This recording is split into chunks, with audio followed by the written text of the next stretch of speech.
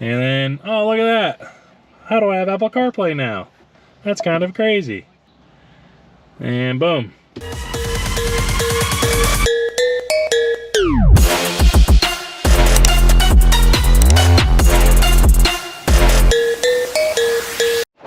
What's up, guys? Welcome back to another video. Not an install video. For once.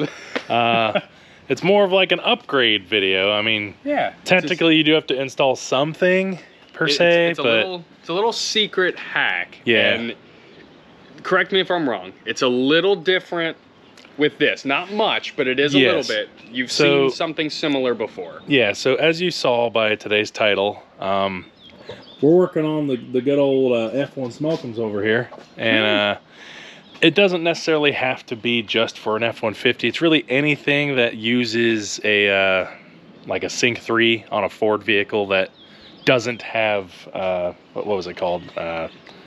My Ford Touch, right? Yeah, because that's what, if you guys remember, that's what the Mustang had originally. Sir. And when we did that video, I think we did a video for swapping that out, if I recall correctly. I had to upgrade the screen and APIM unit, which is what I would have to do in the Escape. Yes. Yours already had Sync 3. Yes. So that's kind of the one difference. So, big issue when it comes to going down to Myrtle every year. So, we always like to bring a spare vehicle, preferably a truck, in case, you know, I don't know, an engine blows up or it's undrivable. Don't put that on us. Well, we always think about like doing like a crazy burnout or something crazy like that, but we never do because we're afraid something bad's gonna happen. Yeah. Ooh. Just gonna step over here. I am very gassy today. My bad. I'm gonna be in the video, but come back here.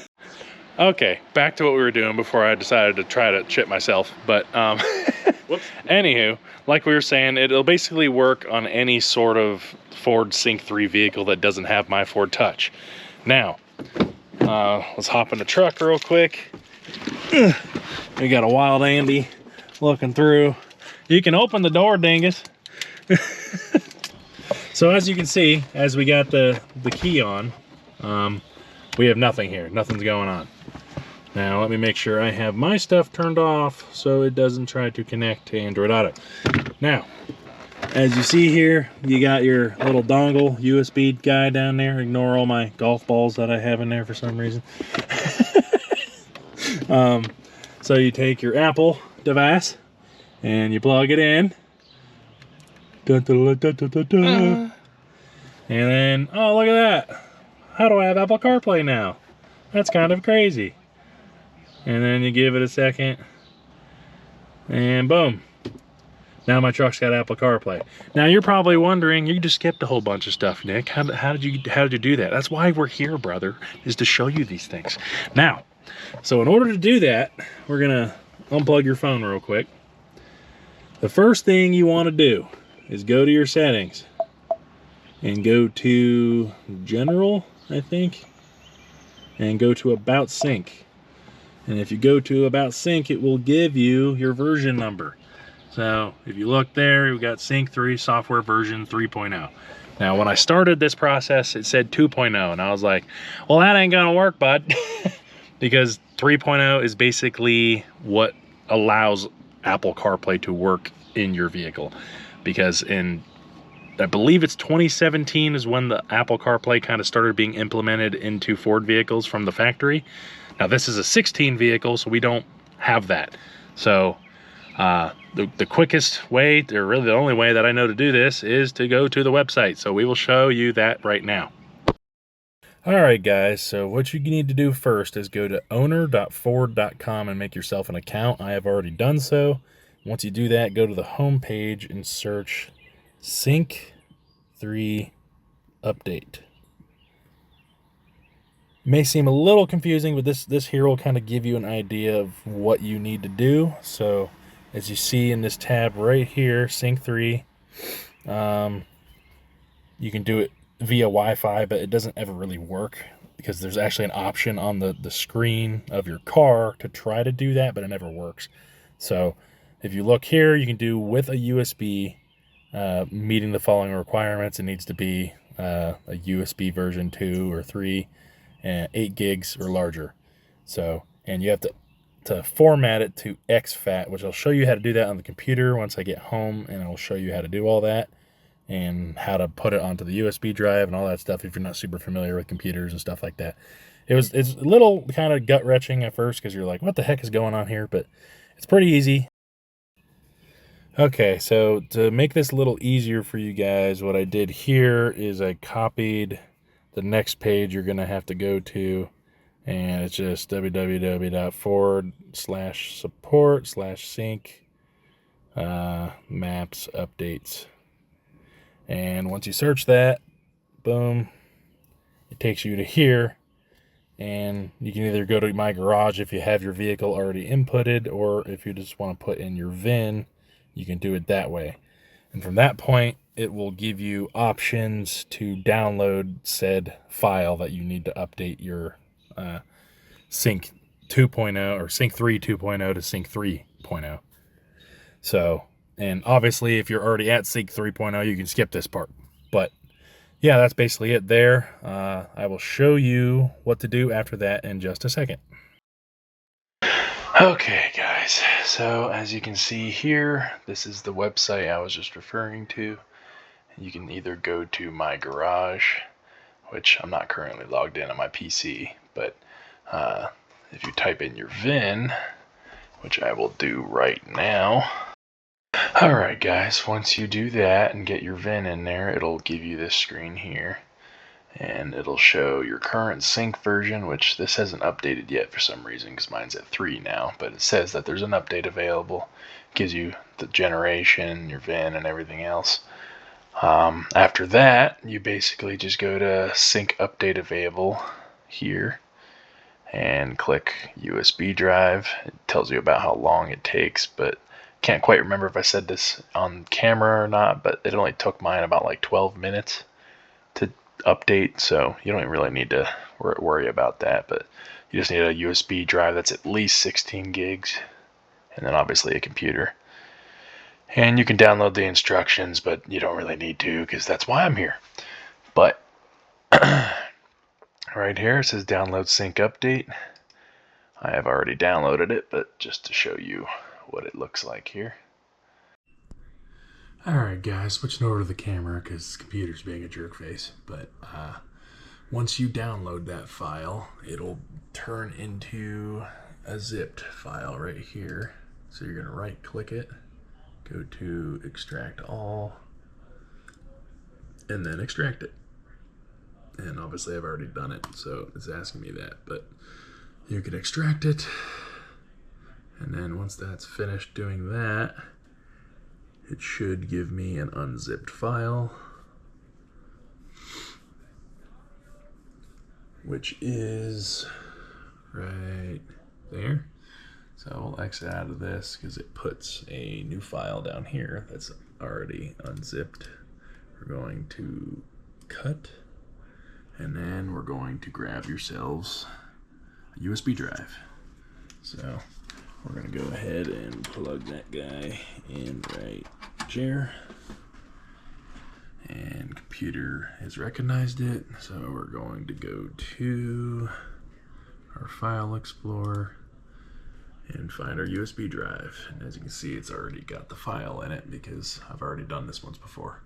But this was the important part I was referring to earlier. So you're going to right click and go down to format because you need to format it to exFAT for the file system. As you can see, it's already there, but you're going to want to start that. Now keep in mind, as you can see, it will erase everything on it on the USB drive. So make sure there's nothing important on there, but go ahead and do that and format complete. So now it's good to go. Now we can close that and we will go back to our file explorer, go to our USB drive and paste, and boom, moving the files over. Now once you do that, like I said earlier, you just kind of plug it into the truck or car or whatever you're doing it on. So I will see you guys when we're doing that. All right, guys. After that last clip you just saw, we're back in the truck, and what you want to do next, which I unfortunately can't show you now because I did it all off camera, but so what you're going to do is you're going to plug in the USB with the key off, turn the key on, or actually start it, and you'll see at the top of your screen here, it'll say the device has been detected, and it's going to start auto updating. According to the Ford website, it can take up to 30 minutes. Mine, I timed, and it actually took about 12 minutes. So it shouldn't take too long, hopefully. And then once you're there, go ahead and test it. Because some trucks came with these, some of them didn't. Now, if I go in here, this is the factory bit that I had in there. As you can see, I have a new one in there now. Now, this part number is not the one you want. Not that it'll focus anyway, but that one's trash. You don't want that. If it still doesn't work, obviously try plugging in your Apple device, wired obviously, and if it does nothing, then you need to replace that USB dongle deal. I don't know if this shows the part number or not. It might not. If not, I have to do another screen report. No, it does. So right here is the part number you need, OEM from Ford. Any Ford dealer can get that to you. Let me get that on focus. Hopefully you can kind of see that enough. You can always pause the video, look it up. But and I can also just put because I got mine off of Amazon. You can always just order it off of Amazon. But once you have that, plug it in, take the old one out. If you have a console like this, it's a little difficult to get these out, but the best way I found to do that is get yourself a right angle pick, stick it in there on that side, on the other side, pop it out, unplug it, put the new one in. And then literally, as you saw, when we hopped in there, how easy it was. We just plugged in the phone, it recognized the phone, you tell it, okay, and you're good. So just for shits and gigs, we'll give her one more go, just to show you what it looks like once it's good to go. Andy is about to plug his phone in once my radio wakes up. And make sure there's no copyright. Not that we're important enough anyway. No, it's fine. It's fine. Okay, you should be good. You gotta plug in his phone. I was gonna show them a bonus feature though. Ta-da! But boom, you got Waze now. Obviously you have all your music and everything else. And it just makes it like my truck doesn't come with factory navigation. So it's nice that now you can do that. You can have navigation whether you have an Apple or Android or whatever it is. And then you got your home screen, and if you ever... You can order Chick-fil-A. Yeah, you can order Chick-fil-A, Domino's. And also, if you need to go back to your factory stuff to change whatever you need to change around, you can always do that. And then boom, you want to go back, you can go back. Simple as that. But this is a really nice upgrade for those people that want to have. Like, it's much needed. I want to do it in the Escape. It's so much better. And even for me, coming from the Android Auto standpoint, it's the same thing. Like I owned this truck for like a while before I even realized, hey, it's got Android Auto and I can just have like CarPlay and all that and navigation, and it's super duper convenient. But yeah, I think that's a super helpful video for you guys, because I know we were struggling with it for a while, and it's the secret Ford doesn't want you to know about. Ford wants you to buy that new vehicle. Ford wants you to spend that $50,000 to $100,000, especially nowadays, because cars are not as cheap as they used to be now. Yeah. So, but if that's, I mean, that's really about it, man. I mean, it's stupid simple. It may seem complicated in all the videos online. That's why I wanted to kind of make a video about this, is because it is that easy. And I'm going to throw out a little thing here in this video too. So if you guys happen to have the old My Ford Touch, which is like what the Mustang or the Escape has, we should, and we can always insert the link to that video in this one, but we should have another video out there as well that shows you the steps for that specific instance, in case you don't already have Sync 3. So we've got you covered on 2 different ways. Yeah. And who knows, maybe I will plan to change, because I know I want to down the road, change my interior on my Mustang. and we will show you step by step like where you can go to get these things, to like the A-pins, the screens, and all that, and to make it work on a car that obviously definitely didn't come from the factory. This is a little different because it already has like the fancy screen and whatnot.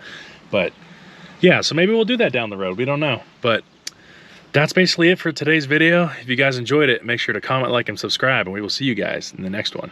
Peace.